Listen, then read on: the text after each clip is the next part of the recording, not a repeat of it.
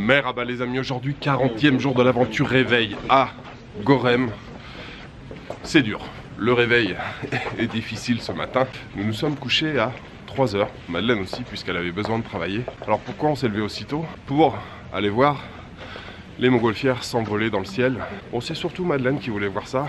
Apparemment c'est la mode ici, tout le monde vient voir les montgolfières s'envoler. Moi je trouve que c'est plus sympa d'être dans la montgolfière. Mais bon, on va aller voir les montgolfières prendre leur envol. Apparemment il y a un point de vue ici qui est très connu. Il faut même payer pour aller sur le point de vue. On vient de payer, c'est 3 liras pour accéder au site. Évidemment c'est un petit peu en hauteur. Ça grimpe. C'est parti.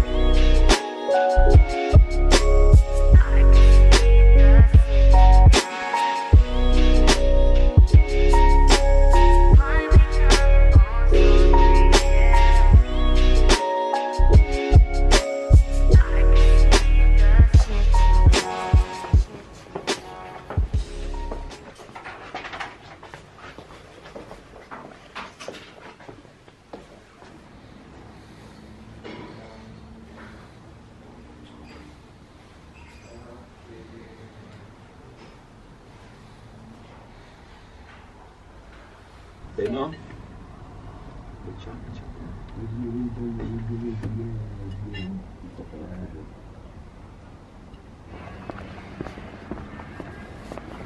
Merhaba. Merhaba. Allô Madeleine? Salut, c'est quoi ça? Bah, c'est parti pour l'aventure. Merci. Allez.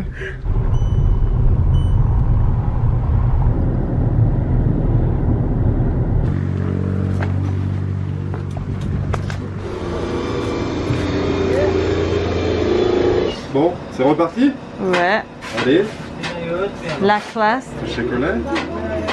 Avec nos jolis casques qui nous rappellent de bons souvenirs. Ouais.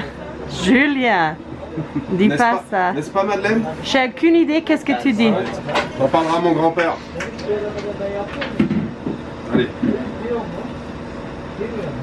Gisèle! Always Choc-Isel. Choc Gisèle! Alors qu'est-ce qu'on va faire Madeleine maintenant? J'ai aucune idée, c'est ton idée. Nous allons faire du quad. Pazar tatiline mi geldiniz?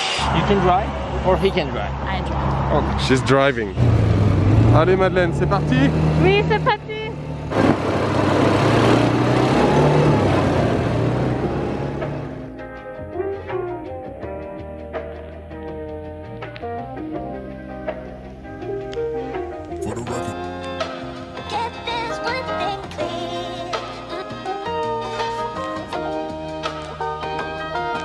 Ça te plaît le quad? J'aime beaucoup.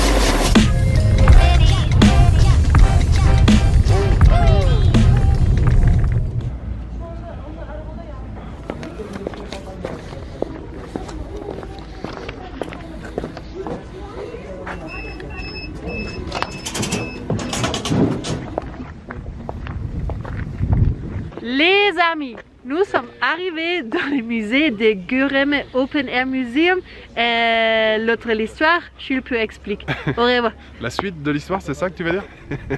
Madeleine, ne me fais pas rire. Alors, c'est un peu le rush. Je vous ai pas parlé depuis un petit moment. Bon, vous l'avez vu, on a fait cette balade en quad. C'était vraiment sympa. Je vous donnerai un peu plus d'informations tout à l'heure. Et ça durait un petit peu plus longtemps que prévu. Et on voulait ensuite après visiter le Open Air Museum, le musée à ciel ouvert, où on se trouve donc maintenant avec énormément de cheminées partout, des habitations troglodytiques. On s'est un peu speedé parce que la dernière entrée ici, c'était 4h15. Et on est revenu sur le site où il y a les quads. Il était un petit peu plus de 4 heures. Et le gars qui est venu nous chercher, qui devait nous ramener en voiture à l'hôtel, on lui a dit est-ce que c'est possible de nous emmener à l'Open Air Museum, ça va fermer et tout, donc c'était un peu le speed. Voilà, on vient d'arriver, on était quasiment je pense les derniers à rentrer, le site va fermer dans pas très longtemps, peut-être une petite heure, mais on devrait avoir le temps de faire cette nouvelle visite Open Air Museum de Görem. Vous voyez, il y a des cônes, des cheminées un peu partout, vraiment très sympa. En plus il y a plein d'allées, là on peut se balader facilement un petit peu partout.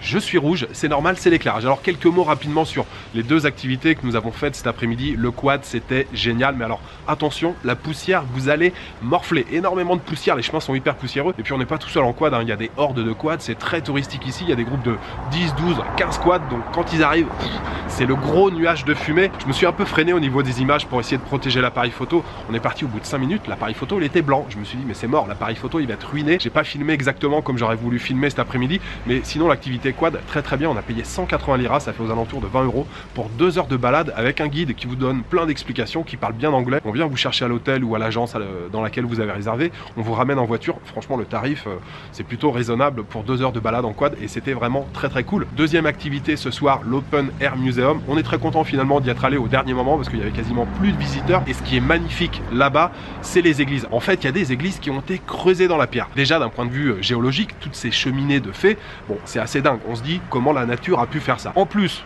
qu'il y a des gens qui aient creusé à l'intérieur pour faire des maisons, pour habiter à l'intérieur, on se dit waouh, ils sont complètement ouf. Mais là en plus des églises, je vous jure, les églises, il y a des peintures à l'intérieur, elles sont magnifiques. Il n'y a pas le droit de filmer. Moi je suis arrivé, j'ai filmé au départ, donc je vous montrerai pas les images. Le gars me dit ah non en fait faut pas filmer et tout. J'ai juste fait une photo à l'entrée, il y a un panneau avec des informations, je vous montre juste cette image là, mais les peintures à l'intérieur sont vraiment très bien préservées.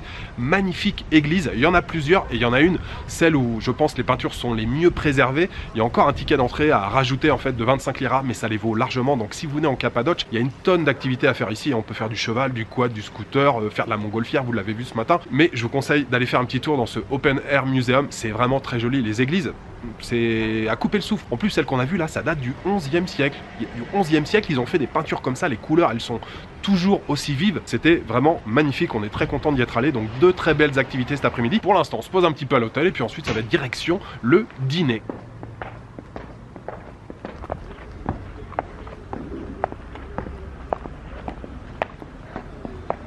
Retour dans le même restaurant. Oui. Et on recommence pareil avec une chorba. Elle est vraiment délicieuse leur chorba. Et puis on s'est pris petit thé à la pomme à côté. Allez, avant d'attaquer les plats, un peu de tchadjik et puis un petit peu de frites aussi, ça fait plaisir. On a le tube de mayonnaise, le tube de ketchup. Parfait. Voilà, toute la différence entre Madeleine et moi. Madeleine, elle en met partout. Moi, c'est propre, c'est carré, tu vois, Madeleine. C'est une recette d'Allemagne. Ah oui, c'est Pommes rot-weiß. façon allemande. Ouais. On n'a pas que des points communs. Hein. Beef moussaka? Moussaka au beurre? Ouais. Ça a l'air pas mal. un peu de riz. Et de mon côté, lem chiche, brochette d'agneau. Bon, ça a l'air encore pas mal du tout ça.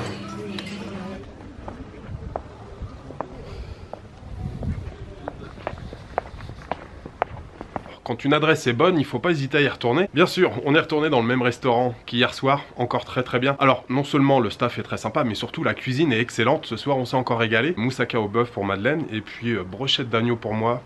La viande d'agneau était délicieuse, et puis les tchorba, comme hier soir, étaient merveilleuses. On a payé ce soir 140 liras, ce qui doit faire à peu près dans les 15 €. Ce dernier dîner ce soir à Gorem, je voudrais le dédier aux tipeurs.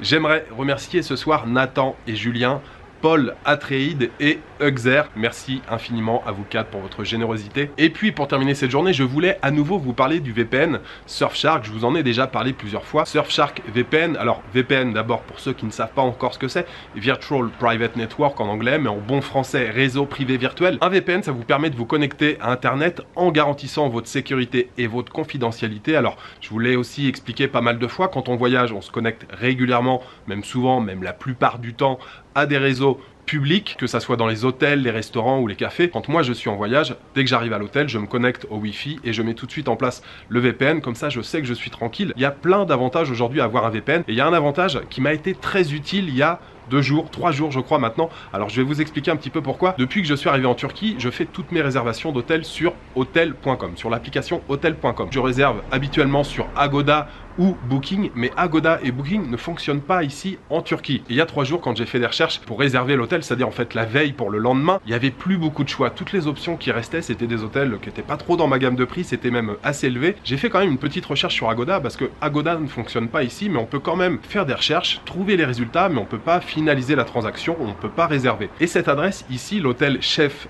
Cave Hotel, il était sur Agoda, mais il n'était pas sur hotel.com. Donc c'est là qu'intervient le VPN Surfshark. Je me suis connecté tout simplement au VPN Surfshark, qui lui se connecte à un serveur donc en dehors de la Turquie. Donc je me suis connecté à un serveur à Chypre, un serveur chypriote, et à Chypre, Booking et Agoda c'est autorisé. Donc j'ai pu faire ma réservation sur Agoda et pouvoir trouver cet hôtel Chef Cave Hotel. Donc ce cas de figure, c'est un bon exemple des avantages que présente le fait d'avoir un VPN, et notamment le VPN Surfshark. Encore une fois, merci à eux de me soutenir dans mes projets. Si vous êtes intéressé par le VPN Surfshark, je mets les liens dans la description. Vous suivez le lien, et avec le code promo Jules, vous pourrez bénéficier de 83% de remise et de 3 mois gratuits. Sinon, c'était la dernière journée à Gorem. Demain, Madeleine reprend la direction d'Istanbul. Moi, je prends demain la direction d'Ankara, la capitale de la Turquie. Mais avant de quitter cette jolie région, je vous ai réservé une petite surprise pour demain matin. Alors demain matin très tôt, je sens que ça va encore pas mal piquer, ça risque d'être très dur. Voilà, il me reste juste à vous souhaiter une bonne soirée, une bonne nuit, une bonne après-midi. Je vous donne rendez-vous demain pour une nouvelle journée en Turquie. Ciao,